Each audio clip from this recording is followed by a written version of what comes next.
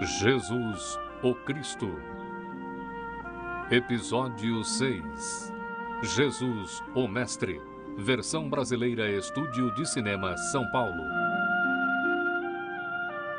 Um dos papéis importantes de Jesus durante o seu ministério terrestre foi o de ensinar. E vós orareis assim: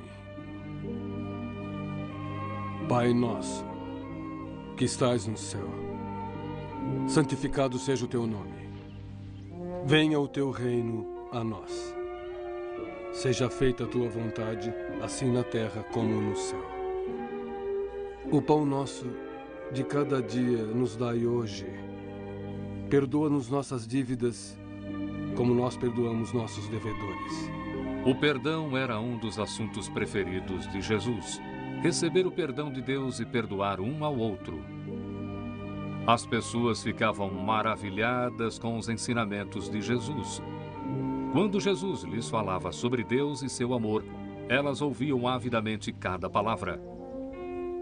Mas os líderes religiosos de Israel não eram tão receptivos. Eles se sentiam ameaçados por Jesus. Seus ensinamentos os aborrecia e enfurecia. Eu admito que esse tal Jesus me intriga. Sinceramente, eu não o entendo. E por que devemos tentar entendê-lo? Está claro que ele não quer o nosso bem. Ele nos acusou de sermos orgulhosos, hipócritas. Ele diz que somos cruéis, corruptos e adúlteros. Isso eu sei. Mas ele também faz coisas boas para muitos. E parece ter grandes poderes. Ele tem poder sobre as pessoas que o seguem, compradores de impostos, pescadores e semelhantes. Sim, e o número está aumentando. Ele e a multidão que o segue podem enfraquecer o poder dos líderes de Israel. Achas mesmo isso? Não só nós, mas os saduceus, nossos escribas, anciãos e todos os líderes de Israel. Mas devemos condená-lo antes de ouvi-lo pessoalmente? Eu ouvi e ele nos acusa. Ele não pode me acusar. Eu guardo a lei fielmente. As coisas que eles dizem sobre esse homem... Gostaria de saber mais sobre ele. Gostaria de conhecê-lo pessoalmente. Acho que vou convidá-lo à minha casa. E aí poderemos ver por nós mesmos. Mas te juntarias a ele? Tu serás considerado tão ilícito quanto Não ele. temam. Ninguém saberá disso. Não convidarei outras pessoas, apenas Jesus. Mas acho que se houver bondade nele, devemos saber. Ou se ele significa o mal. Então me apoiem, meus amigos, e jantem comigo, quando eu convidar esse carpinteiro de Nazaré à minha casa.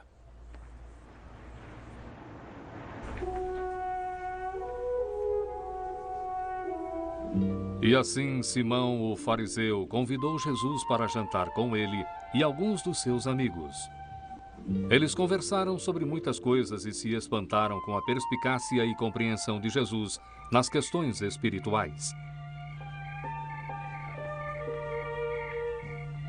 Mas na frente da porta da casa de Simão, uma mulher parou e hesitou, como se tentasse decidir se devia entrar ou não.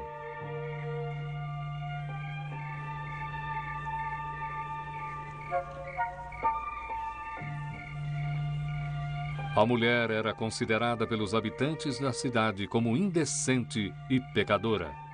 E no fundo, ela sabia que eles tinham razão. Talvez Jesus tivesse compaixão dela e a limpasse dos seus pecados.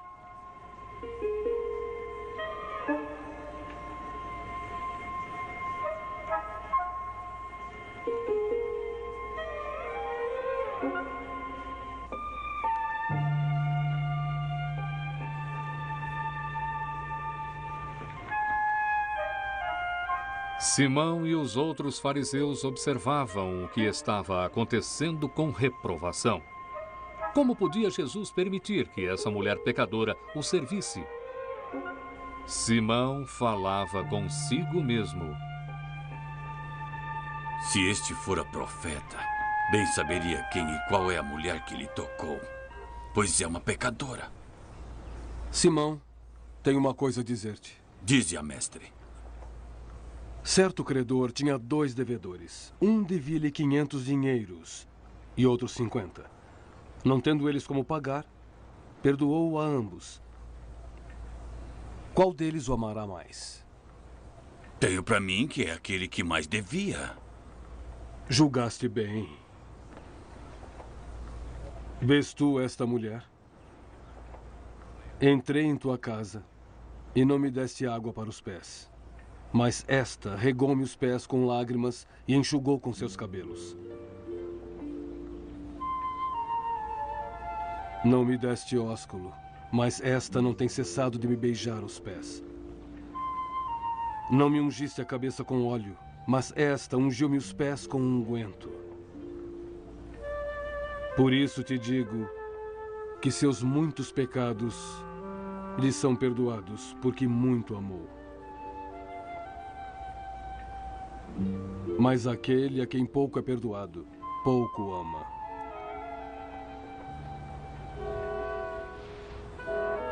Teus pecados estão perdoados. Quem é esse que até perdoa pecados? Tua fé te salvou. Vai-te em paz.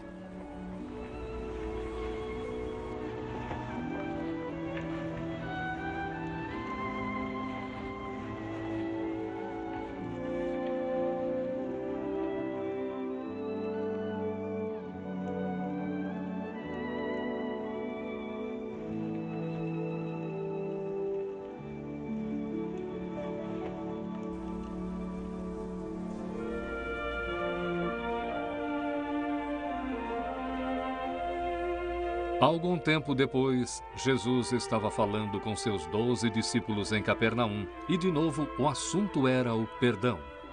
Se teu irmão pecar contra ti, vai e repreende-o entre ti e ele só. Se ele te ouvir, ganhaste teu irmão. Mas se não te ouvir, leva ainda contigo 1 ou 2, para que pela boca de 2 ou 3 testemunhas toda a palavra seja confirmada. E se não as escutar, dize-o à igreja. Se também a igreja não escutar, considera-o como um gentil ou publicano. Em verdade vos digo que tudo o que ligardes na terra será ligado no céu, e tudo o que desligardes na terra será desligado no céu. Se 2 de vós concordarem na terra acerca de qualquer coisa que pedirem, isso lhe será feito por meu Pai que está nos céus. Porque onde estiverem 2 ou 3 reunidos em meu nome, aí estou eu no meio deles. Senhor, até quantas vezes pecará meu irmão contra mim e eu o perdoarei? Digamos até 7 vezes? Não te digo até 7 vezes, mas até 70 vezes 7. Por isso o reino dos céus pode comparar-se a um certo rei que quis fazer contas com seus servos. A sua conta está em ordem. Pode ir.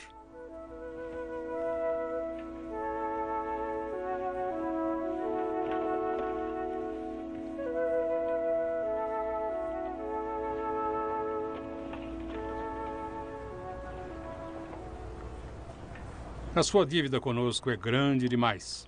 Deve acertar sua dívida agora. Eu a pagarei, meu senhor, pagarei. Muito bem. Pague para o escrevente. Obrigado, senhor. Obrigado. Agora. Mas, senhor, não tenho dinheiro agora. Eu preciso de tempo, senhor. Neville, venda-o como escravo. Venda sua mulher e filhos, tudo quanto tem, para que a dívida se pague. Escravidão, não só para ele, mas também para sua mulher e filhos. Aflito, o homem desesperado implorou misericórdia ao rei. Se o rei tivesse só um pouco de paciência, ele pagaria toda a sua dívida. O rei sentiu pena do homem, perdoou sua dívida e deixou-o ir.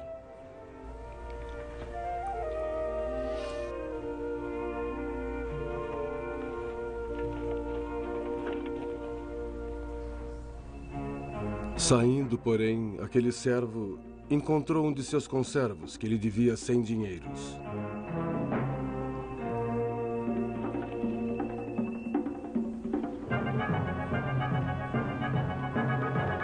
O homem rapidamente esqueceu como o rei havia lhe perdoado a sua dívida. Ele agarrou o seu conservo e começou a sufocá-lo. "Paga-me o que deves", ele disse. O pobre homem implorou misericórdia. "Sê generoso comigo e tudo te pagarei." Mas o servo inclemente recusou e ameaçou jogá-lo na prisão se não pagasse sua dívida imediatamente. Os amigos do homem entristeceram-se com o que aconteceu e foram contar tudo ao rei. Senhor, ele o pegou pelo pescoço, recusou-lhe a lhe perdoar a sua dívida ou até de lhe dar um tempo para pagar. Agora mesmo ele está a caminho para colocá-lo na prisão. Fico feliz por ter me contado isso.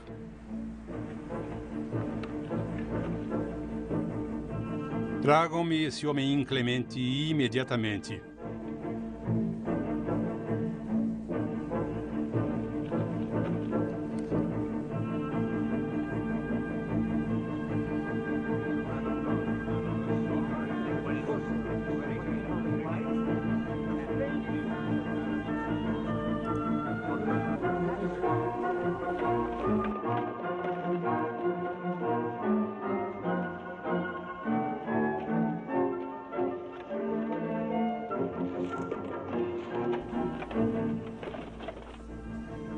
Servo malvado, perdoei-te toda aquela dívida porque me suplicaste. Mas devias tu igualmente ter compaixão do teu companheiro, como eu também tive misericórdia de ti. Levem-no, ponham-no na prisão. Ficará lá até que toda a dívida seja paga. Levem-no daqui!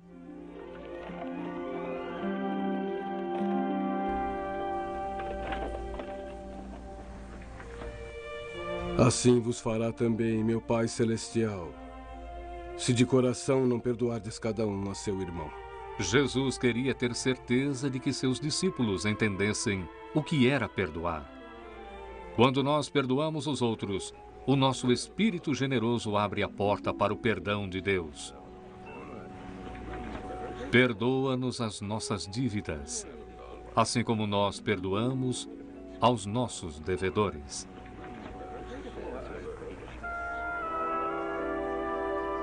Foi em Sicar, uma cidade de Samaria, onde Jesus compartilhou seus ensinamentos sobre a vida espiritual e a adoração a Deus, onde ele falou da salvação que ele veio trazer, como aquele que vive eternamente. Quando Jesus e seus discípulos se aproximaram da cidade, eles pararam para descansar em uma fonte fora do portão da cidade. Ela era chamada de Fonte de Jacó e estava lá há muitas gerações. Enquanto Jesus se recuperava do calor do dia, os discípulos decidiram entrar na cidade para comprar comida.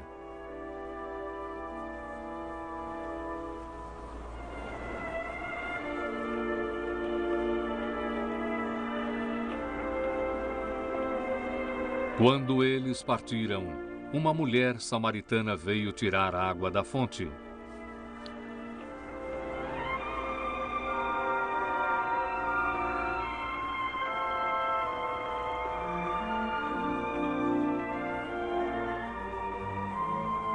Por um tempo, Jesus a observou atentamente enquanto ela tirava a água fresca e gelada da fonte antiga.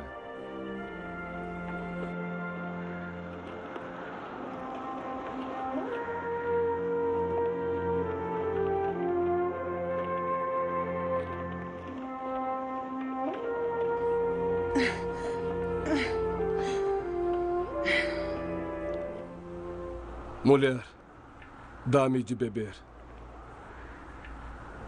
Como sendo tu judeu me pedes de beber a mim, que sou mulher samaritana? Se tu conhecesses o dom de Deus, que é quem te diz, dá-me de beber, tu lhe pedirias e ele te daria água viva. Mas, Senhor, tu não tens com que tirá-la, e o poço é fundo. Onde, pois, tens a água viva? És tu maior do que o nosso pai Jacó, que nos deu o poço, bebendo ele próprio dele e os seus filhos e o seu gado? Qualquer um que beber desta água tornará a ter sede. Mas aquele que beber da água que eu lhe der nunca terá sede. Porque a água que eu lhe der se fará nele uma fonte d'água que salte para a vida eterna. As palavras de Jesus tocaram fundo a alma da mulher. Água viva. Senhor, Dá-me dessa água, para que eu não mais tenha sede e não venha mais aqui tirá-la.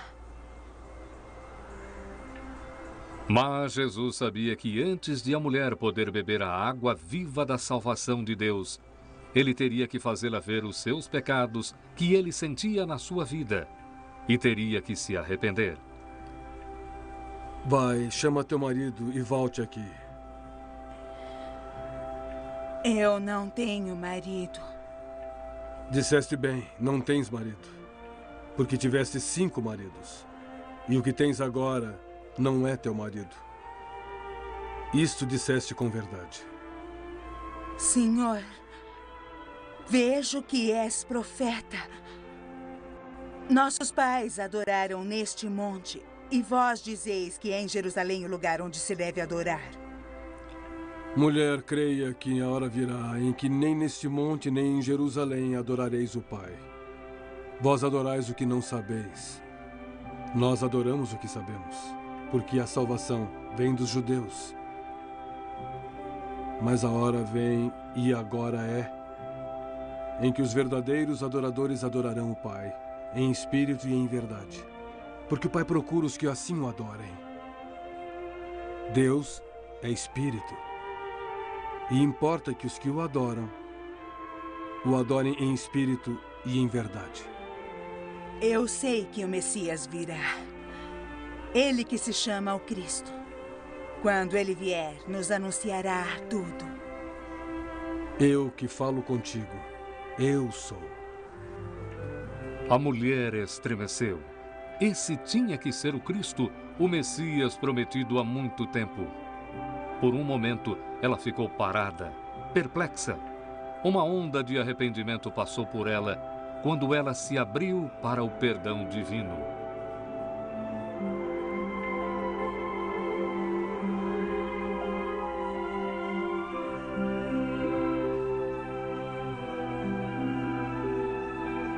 A conversa de Jesus, o Cristo, que muda vidas, terminara. Mas o efeito na vida da mulher estava apenas começando. Mestre, trouxemos comida.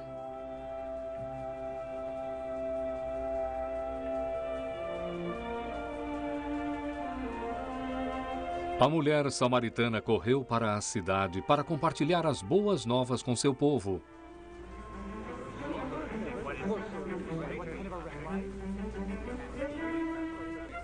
Vinde, vede um homem que me disse tudo quanto tenho feito. Ela disse para eles.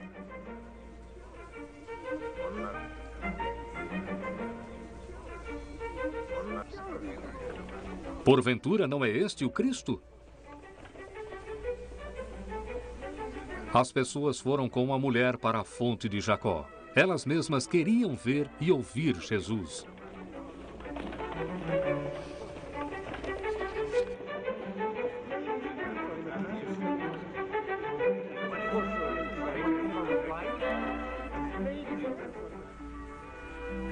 Mas, mestre, precisa comer. A comida que tenho para comer vós não conheceis. Alguém lhe trouxe comida? Minha comida é fazer a vontade daquele que me enviou a realizar sua obra. Não dizeis vós que ainda há 4 meses até que venha a ceifa? Eis que eu vos digo. Levantai vossos olhos e vede as terras que já estão brancas para a ceifa. E o que ceifa recebe galardão e junta frutos para a vida eterna. Assim o que semeia como o que ceifa, ambos se regozijarão. Porque nisso é verdadeiro ditado, que um semeia e outro ceifa. Eu vos enviei a ceifar onde vós não trabalhastes. Outros trabalharam, e vós colheste seu trabalho.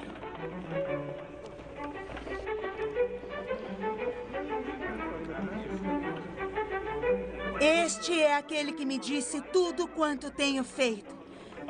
Digam-me, este não é o Cristo? Será este o Cristo, o Salvador? Oh, será? E assim Jesus levou sua mensagem de salvação aos samaritanos. Eles o ouviram atentamente e rogaram-lhe que ficasse com eles alguns dias.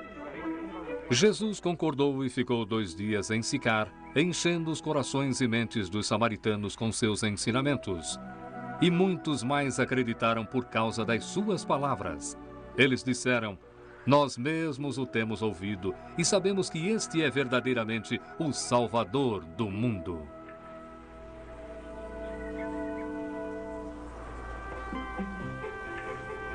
Dia após dia, semana após semana, Jesus e seus discípulos viajaram pela Palestina, pregando e ensinando o evangelho da vida libertadora e redentora de Deus. Jesus amava o campo aberto. Muitos de seus ensinamentos refletem o mundo da natureza, a beleza do solo, a força da semente, a preocupação de Deus com os pássaros e sua preocupação maior ainda com as pessoas. O bom pastor. Eu sou a videira, vós as varas.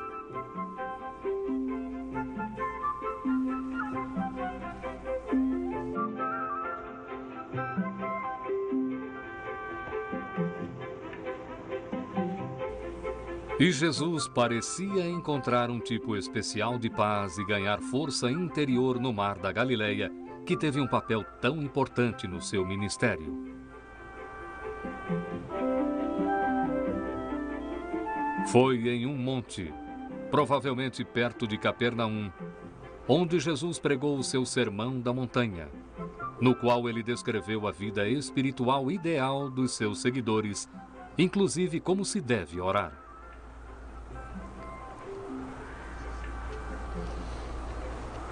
Quando orares, não sejas como os hipócritas, pois se comprazem em orar em pé nas sinagogas e às esquinas das ruas para serem vistos pelos homens. Em verdade vos digo que já receberam vosso galardão. Mas quando orares, entra em teu aposento e, fechando a porta, ora a teu pai que está em oculto, e teu pai que vê secretamente te recompensará.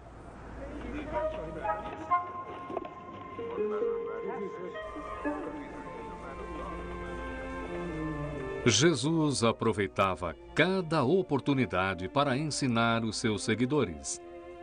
Uma vez, quando alguns discípulos esperavam Jesus voltar, um homem lhes trouxe seu filho para ser curado.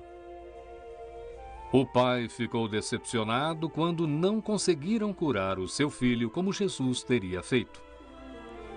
Alguns escribas que estavam lá aproveitaram a oportunidade para ridicularizar os discípulos. Por que não curam o menino? Eles perguntaram. Onde está o seu mestre? Por que ele não vem e expulsa o demônio de dentro dele?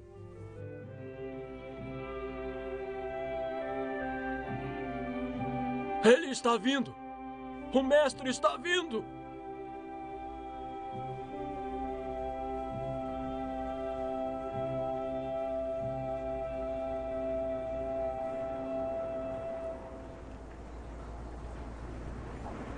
O que discutes com eles?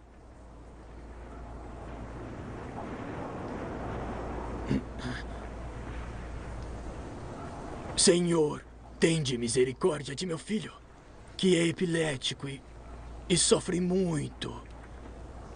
Eu o trouxe aos teus discípulos e não podem curá-lo. Ah, geração incrédula. Até quando estarei convosco? Até quando sofrerei por vós? Trazei-o a mim.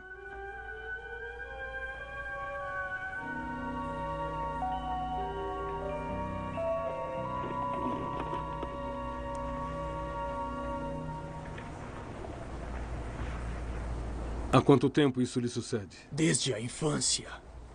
Muitas vezes o tem lançado no fogo e na água para o destruir. Mas se tu podes fazer alguma coisa, tende compaixão de nós e ajuda-nos. Se podes crer, tudo é possível àquele que acredita.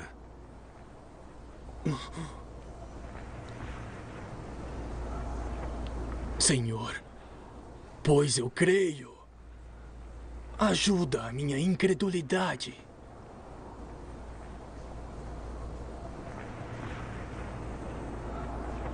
Espírito mudo e surdo, eu te ordeno, sai dele e não entres mais nele. Mas ele está morto. Nem mesmo respira. Pobre menino.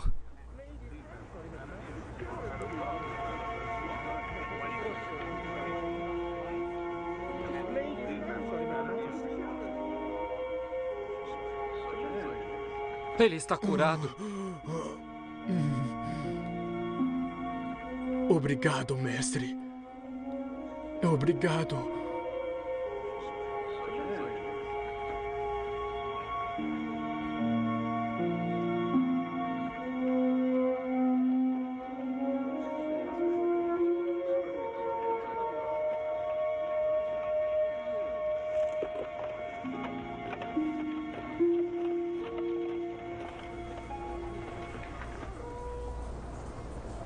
Agora era a hora de voltar para a Galiléia. Mas os discípulos não conseguiam esquecer o menino epilético e o fato de que não foram capazes de curá-lo. Qual era o segredo do poder de Jesus e da sua falta de poder? Senhor, por que não pudemos nós expulsar o espírito imundo? Por vossa pouca fé. Em verdade vos digo que se tiverdes fé como um grão de mostarda, direis a este monte, passa daqui para acolá, e há de passar. E nada vos será impossível. E assim Jesus ensinou aos seus discípulos e seguidores, através dos tempos, uma lição importante sobre a fé. Se tiverdes fé como um grão de mostarda, um dos menores de todos os grãos, nada vos será impossível.